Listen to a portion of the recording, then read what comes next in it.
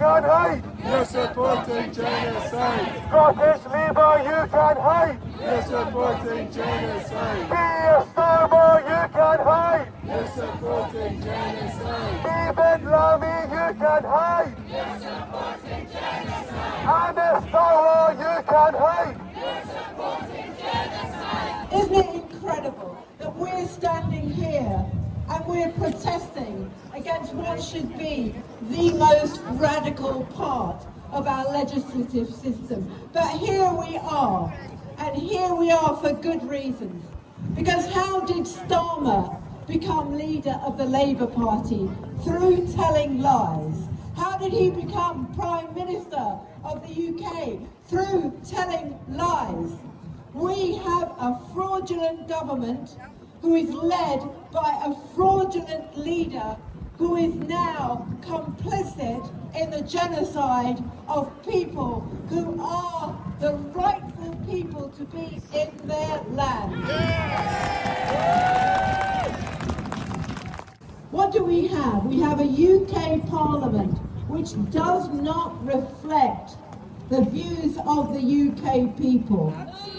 We have a Labour Party and a Tory Party who are hand in glove, not just in their economic policy, not just in their migrant policy, but in their support for Zionism. It almost makes you think, doesn't it, that it doesn't matter what you vote.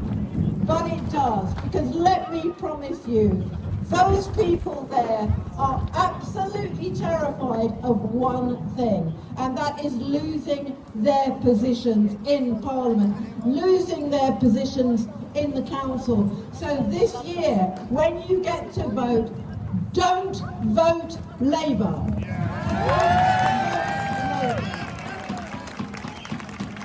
I voted Labour all my adult life. That's more than 50 years. I stood as a Labour councillor. I was active in the Labour Party. I have to tell you now that what I saw in the last 10 years in the Labour Party made me absolutely sure that the Labour Party is not a vehicle for change. It's a vehicle for stagnation. And I am going to work every single day to see the destruction of the Labour Party and real local politics. But how can we actually support the Palestinian cause? What is it that we can do?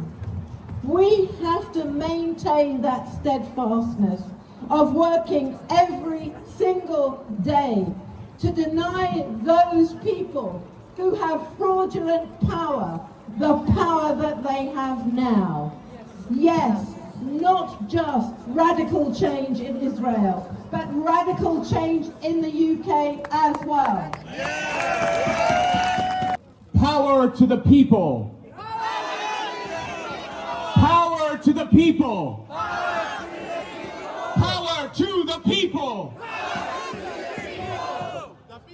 The party in this building, the politicians, the so-called representatives of this nation, they think that they represent and embody the interests of our democracy, if you can call it that.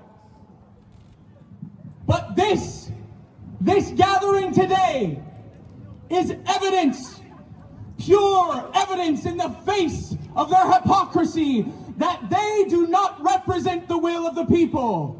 This is the will of the people. You are the people, and you are standing here firm in your conviction for Palestine, for freedom, and for liberation.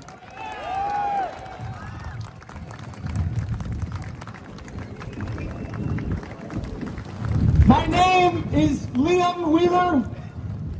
I am the secretary of the Edinburgh Gaza Genocide Emergency Committee, and I must say, it is an honor and a privilege to be here in the beautiful city of Glasgow today, especially while the sun is out. It is beautiful to see so many people from across Scotland gathered for one united vision. Thank you for being here today.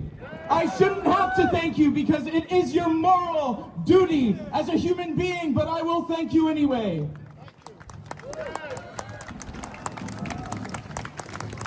The Labour Party had its beginnings to represent the many instead of the few.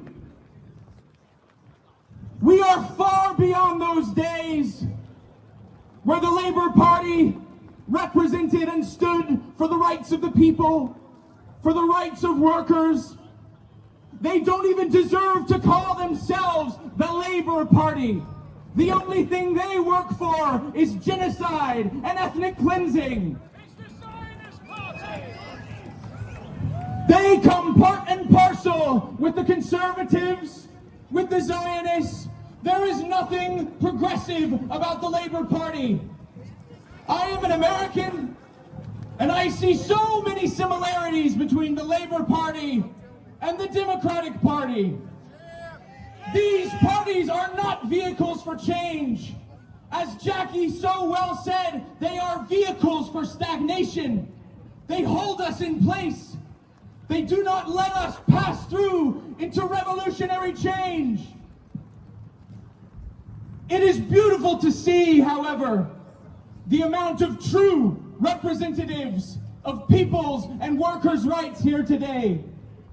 There are so many flags of trade unions who are gathered with us, who stand in solidarity in the understanding that workers' rights are Palestinian rights and Palestinian rights are workers' rights.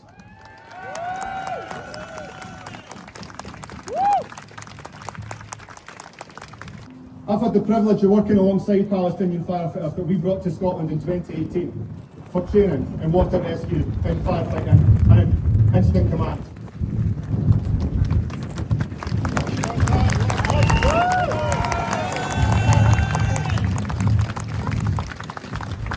And the one thing I learned is that no matter where we are in the world, firefighters are the same all over. We're humanitarians. When the bells go down or our pager sounds, we turn out. We don't ask the questions where are they from, what's their background, what's their ethnicity, what's their religion, what's their beliefs. We turn out and we rescue and we save lives. And that's firefighters the world over.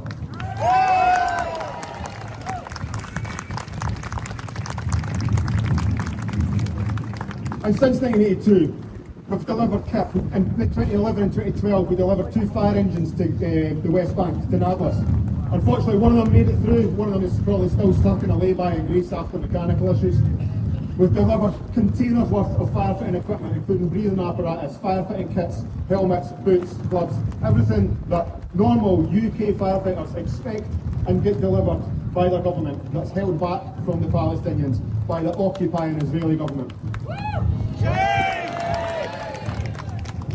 As I say, in 2011, we delivered a fire appliance, fully kitted, ready to serve the people in Nablus in the West Bank.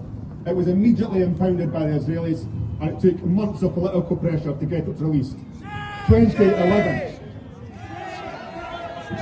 This didn't start in 2023.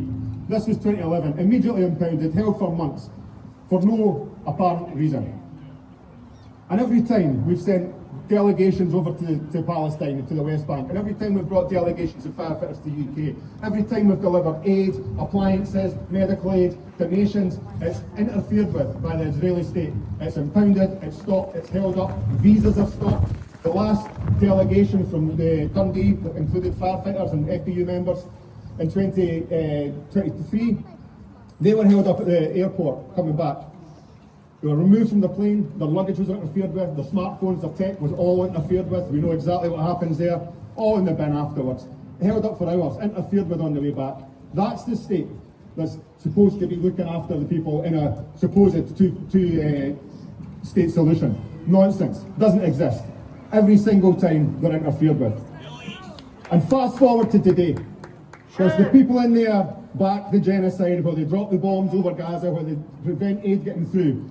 It's a privilege to be speaking here today outside this conference of Labour war criminals and their racist supporters, to be sending a message to them that you, your police, your courts, your prisons will not silence or intimidate us.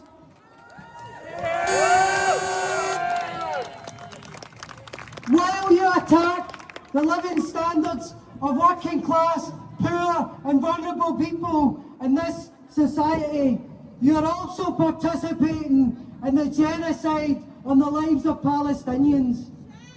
We can see this, and we can see that the future of the Palestinian people is directly related to the future of the struggle for social justice in this country.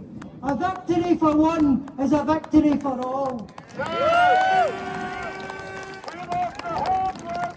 We love the homeless! On the 7th of December 2023, just around the corner from here at the Crown Plaza Hotel, myself and my comrade Ruby were violently arrested during a peaceful GJEC protest outside the Scottish Labour Party's Winter Gala dinner.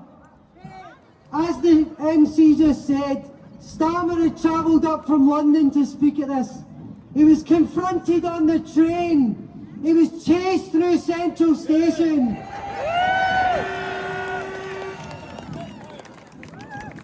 After a night in the cells, we were released, and later we received through the post details of our 7 charges: 3 police assaults, 2 counts of breach of the peace, and 2 resisting arrest charges. On the 10th of January this year, after a 2-day trial at Glasgow Sheriff Court, I was acquitted of all charges.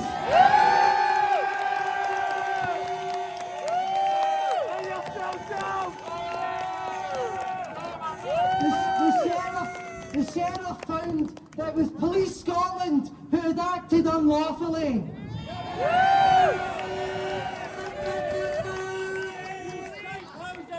Halfway through the trial, Ruby accepted a plea deal to resisting arrest in return for the dropping of all other charges. On the 21st of January, she was given an absolute discharge, which means she faces no further punishment and does not have a criminal record.